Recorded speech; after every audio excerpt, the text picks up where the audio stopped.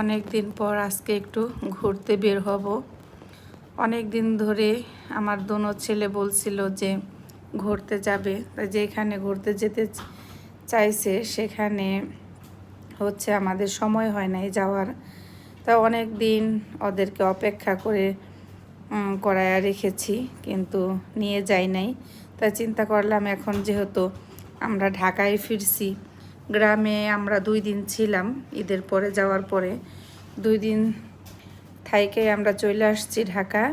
তো এখন ঢাকাটা বেশ ফাঁকা, পুরাই একদম ফাঁকা নিরিবিলি। এই কারণে চিন্তা করলাম যে ওদের ঘুরতে নিয়ে যায়। আর যেখানে ঘুরতে আসলাম সেখানে গেটের সামনে হচ্ছে কাচের চুড়ি দেখলাম, তো অনেক কিনতে ইচ্ছে করলো।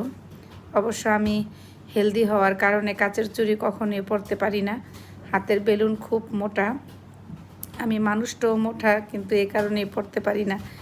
তাই কিছুতেই লাগাতে পারলাম না, একটা ভেঙেও গেল। তাই আপুকে বলছিলাম টাকা রেখে দেন, না টাকাটা রাখে নাই, কয় সমস্যা নাই। আর এতে দেখতেই পারছো যে এখন আমরা এটার ভিতরে ঢুকবো। আর হচ্ছে এত সুন্দর জায়গাটা কোথায় হতে পারে ঢাকার ভিতরে, জায়গাটা হচ্ছে রমনা পার্ক। এখানে আসলাম ঘুরতে, খুবই ভালো লাগছে, সবুজ আর সবুজ। সবসময় সব জায়গায় ঘুরতে ভালো লাগে না, তবে প্রকৃতির মাঝখানে ঘুরতে খুবই ভালো লাগে।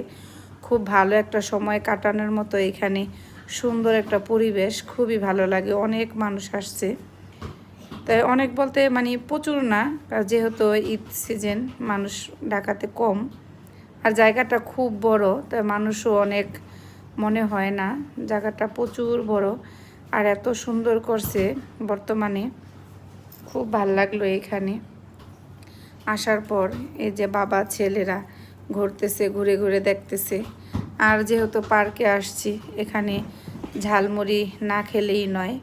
ঝালমুড়ি, বাদাম, এইসব জায়গার খাবারই হচ্ছে এগুলো বেশি, মানে চীনা বাদামটা খুব ভালো লাগে, তারপরে হচ্ছে ঝালমুড়ি ভালো লাগে, আইসক্রিম ভালো লাগে, এগুলাই খুব মজা লাগে।